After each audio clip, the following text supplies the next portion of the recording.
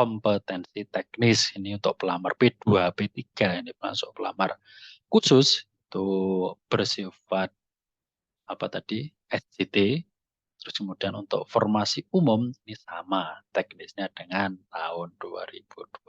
Assalamualaikum warahmatullahi wabarakatuh. Salam sejahtera untuk Bapak Ibu guru hebat dimanapun berada.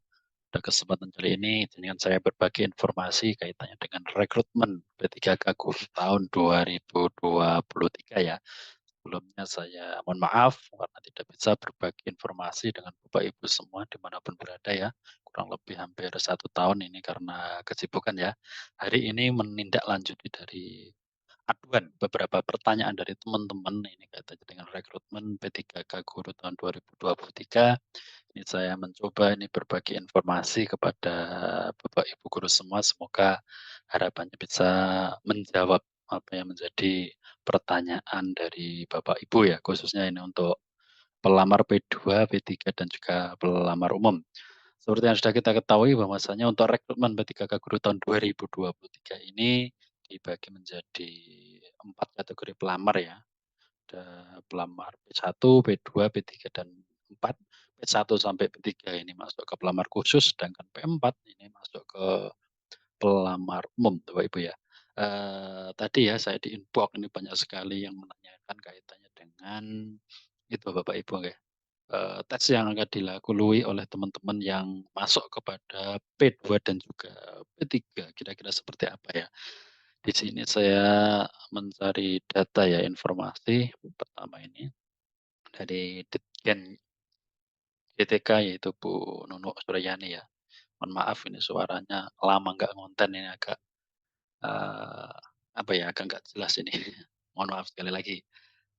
Jadi ini Bapak Ibu ya, untuk teman-teman yang masuk ke dalam prioritas 2 dan prioritas 3 tahun ini, Bapak Ibu guru akan melakukan tes sendiri dengan CAT ya. Jadi Bapak Ibu guru nanti akan berhadapan dengan komputer langsung gitu ya, untuk mengerjakan soal-soal yang disediakan oleh panitia. Tentunya di sini dari Kemendikbudristek seperti itu ya. Ini ya berasal dari sumber berita di CPNN ini ya, bahwasanya ini Bu Nuno menyampaikan tahun lalu P2 dan P3 hanya dites observasi, sedangkan tahun ini tes ZBKN juga. Namun tesnya bukan pengetahuan tetapi pada SJT yang lebih membahas pada proses pembelajaran. Jadi jelas Bapak Ibu ya, dari informasi ini kita bisa tahu bahwasanya untuk teman-teman yang masuk P2 dan P3 nanti tesnya adalah menggunakan SJT atau mirip dengan tes observasi gitu ya. Terus kemudian pertanyaannya apa kira-kira itu tes SJT Bapak Ibu ya? Nah, ini juga sudah saya dapatkan informasinya kaitannya dengan tes SJT atau Situational Judgment Test P3K Guru tahun 2023. SJT ini merupakan tes yang dirancang untuk menilai kemampuan peserta dalam menghadapi situasi tertentu dalam dunia kerja.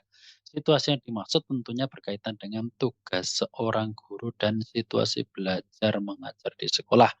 Tes ini akan berisi soal menggunakan model studi kasus. Jadi soal akan menggambarkan situasi kerja tertentu yang mungkin akan dihadapi oleh seorang guru saat bertugas di sekolah.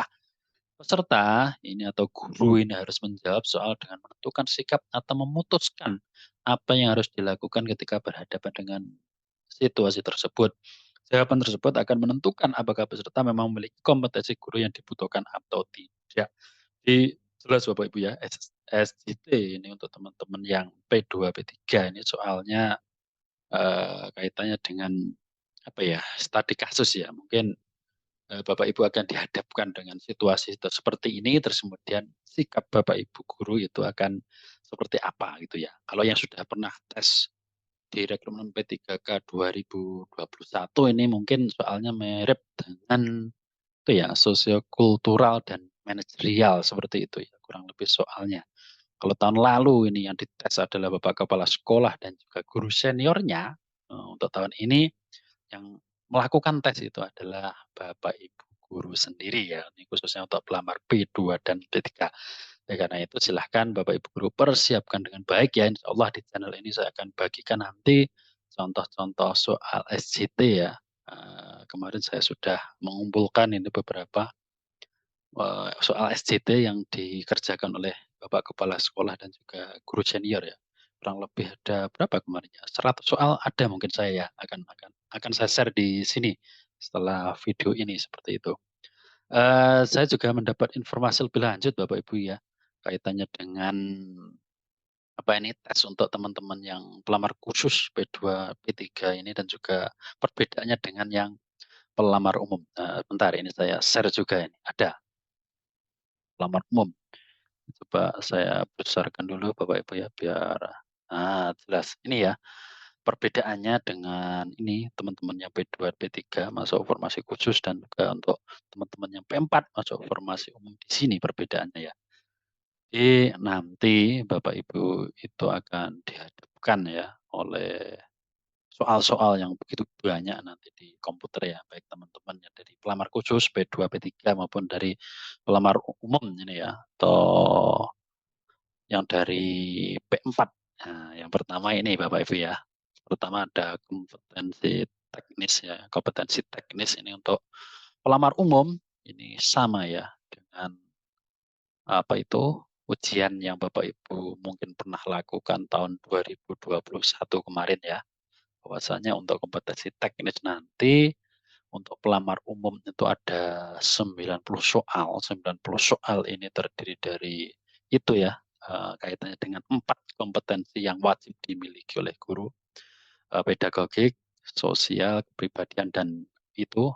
Terus kemudian untuk formasi khusus, ini ya ternyata ya, dari informasi yang saya dapatkan di grup WA ini juga ternyata sama Bapak Ibu ya, formasi khusus juga ada kompetensi teknis.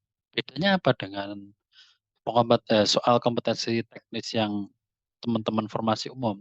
Bedanya kalau untuk kompetensi teknis teman-teman yang formasi khusus ini sifatnya adalah tes observasi seperti saya katakan tadi ya, atau SJT itu.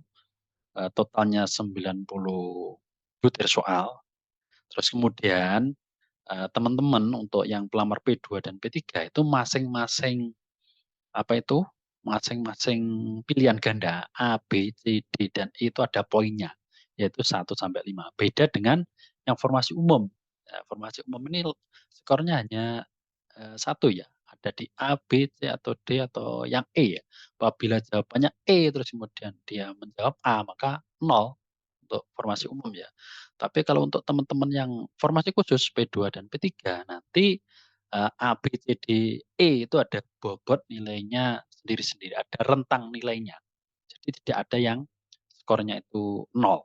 Itu ya untuk yang kompetensi teknis. Saya kira sudah jelas Bapak Ibu ya perbedaannya. Kalau formasi umum itu teknisnya meliputi 4 kompetensi yang wajib dimiliki guru. Kalau untuk formasi khusus, ini soal teknisnya adalah SJT tadi ya. Nanti akan saya share di video selanjutnya insya Allah ya. Ini waktunya untuk ini digabung dengan manajerial dan, sosiokultural ya, ada 120 ini. Terus kemudian untuk yang kedua, ini untuk teman-teman P2, P3 ada kompetensi manajerial juga ini, ada 25 butir, sama ya ini nggak ada perbedaan dengan formasi umum atau yang masuk P4 juga ada 25 butir.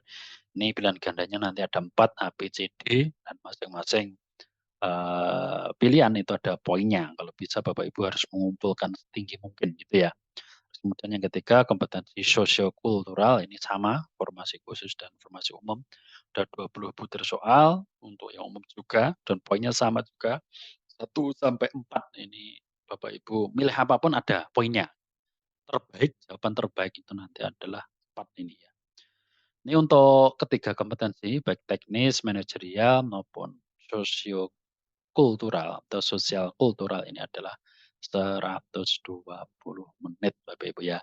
Jadi nanti ketika Bapak Ibu bisa mendapatkan nilai maksimal untuk teknisnya itu adalah 450, untuk manajerialnya itu 180, manajerial dan sosiokultural ini 180, dan ini yang terakhir adalah soal wawancara ini juga sama pelamar khusus maupun umum ada 10 nomor nanti ya, 10 butir soal, waktunya 10 menit, jadi masing-masing soalnya 1 menit. Ada pilihan A, B, C, D, dan masing-masing pilihan itu ada poinnya sendiri. Apabila Bapak Ibu bisa mendapatkan 4 semuanya, maka skor maksimalnya adalah 40 ini ya. Total waktu ini adalah 130 menit ya, baik yang pelamar B2, pelamar khusus maupun umum. Jumlah butir soal sama 145, yang umum juga, terus skor maksimalnya adalah nanti apabila Bapak Ibu bisa sempurna menjawabnya adalah 670. Jadi inti perbedaannya adalah di sini Bapak Ibu ya, di kompetensi teknis ini untuk pelamar P2, P3 ini masuk pelamar khusus itu bersifat apa tadi, SJT, terus kemudian untuk formasi umum ini sama teknisnya dengan tahun 2021. Mungkin itu yang bisa saya berikan informasi sedikit kepada Bapak Ibu guru hebat dimanapun berada. Semoga bisa bermanfaat, setelah ini nanti insyaallah, saya akan berbagi informasi katanya dengan soal-soal yang masuk SJT ya, yang akan saya bagikan adalah soal-soal yang tahun lalu dikerjakan oleh, eee, Bapak Ibu guru senior dan juga kepala sekolah. Saya yakin soalnya tidak jauh beda dari situ ya. Meskipun untuk teman-teman formasi khusus ya, ini tidak ada apa itu passing grade, tapi alangkah baiknya Bapak Ibu mempersiapkan sebaik mungkin sehingga apabila nanti ujian hasilnya bisa mendapatkan yang maksimal. Buktikan kalau Bapak Ibu memang profesional ya, jangan hanya santai-santai saja, rebahan saja atau scroll TikTok mungkin ya saat ini karena nggak ada passing grade untuk formasi khusus seperti itu. Jangan lupa yang belum subscribe di-subscribe dan apabila video ini dirasa bermanfaat silahkan dibagikan dengan teman yang lainnya. Wabillahi taufiq wal hidayah. Wassalamualaikum warahmatullahi wabarakatuh.